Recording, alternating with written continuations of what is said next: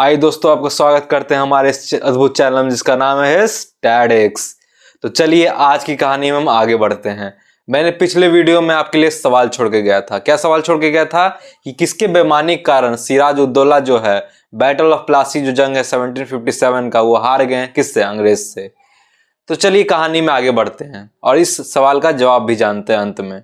ठीक है, तो फाइनली ईस्ट इंडिया कंपनी जीत गया बैटल ऑफ प्लासी 1757। हो गया विनर विनर चिकन डिनर।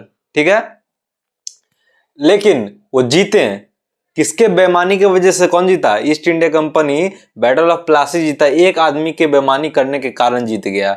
कौन सा वो आदमी था? इतिहास गवाह है, जब जब हम हारे हैं अपनों ही के कारण हारे हैं, अपनों ही के बेईमानी करने के कारण हारे हैं। ठीक है, तो सिराज उद दौला जो थे, उनका जो आर्मी था, उनके आर्मी का जो कमांडर था वो कौन था? मीर जाफर सेनापति था सिराज उद दौला के आर्मी का, और वही दगाबाज निकला। उसी ने कर दिया काम, तोरे नैना निकले दगाबाज रे। तो सिराज उद दौला का जो कमांडर इन चीफ था, जो कमांडर था आर्मी का, वो था मीर जाफर।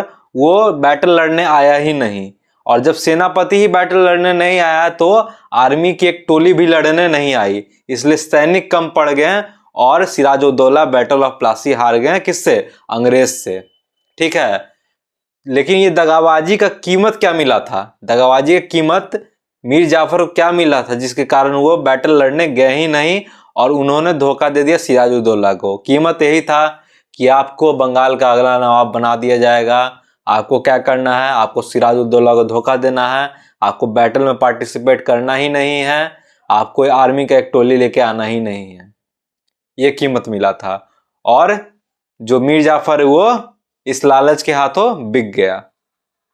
और बाद में हुआ भी यही कि मीर जाफर जो है बंगाल का नवाब बन गया। ठीक है, लेकिन पपेट रूलर बना। क्या बना? Puppet ruler.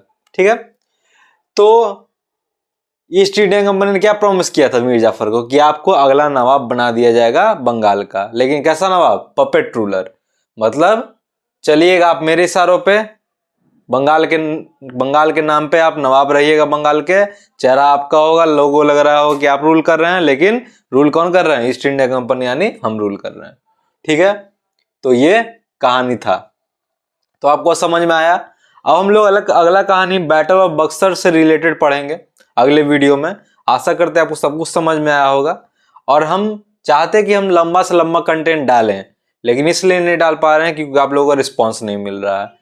तो आप हमें भरपूर रिस्पॉन्स दें, हमारे वीडियो शेयर करें, लाइक करें, सब्सक्राइब करें हमारे चैनल को, ताकि हम और अच्छा कंटेंट आगे डाल पाएं।